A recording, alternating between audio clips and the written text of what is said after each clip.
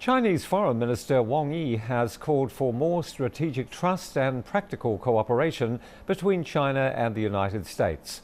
In an article published by Xinhua on the eve of the 35th anniversary of the establishment of China-US diplomatic relations, Wang reviewed the meeting between Chinese President Xi Jinping and US President Barack Obama last June.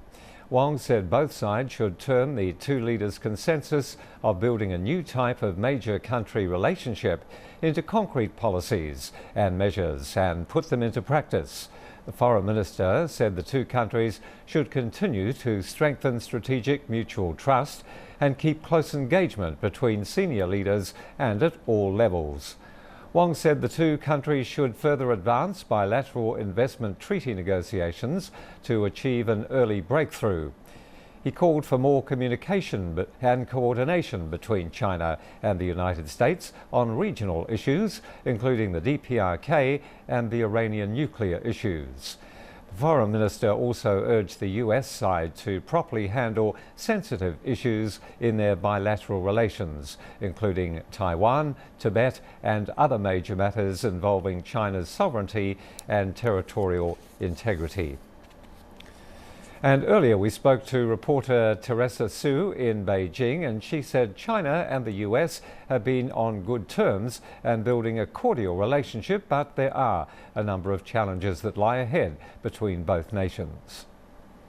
Looking ahead, there has been times of contention and political conflicts or factions.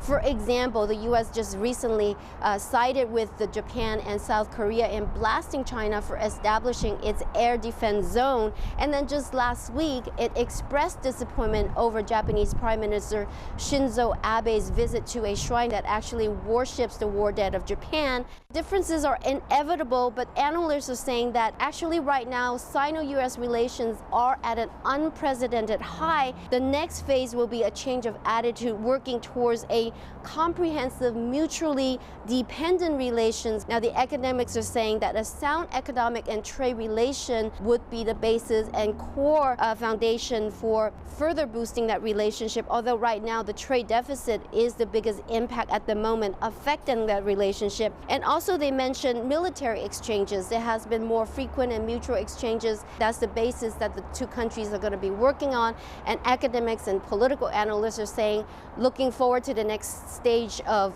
development, things are going to be very positive. The two countries certainly going to be finding a lot of common ground based on mutual understanding.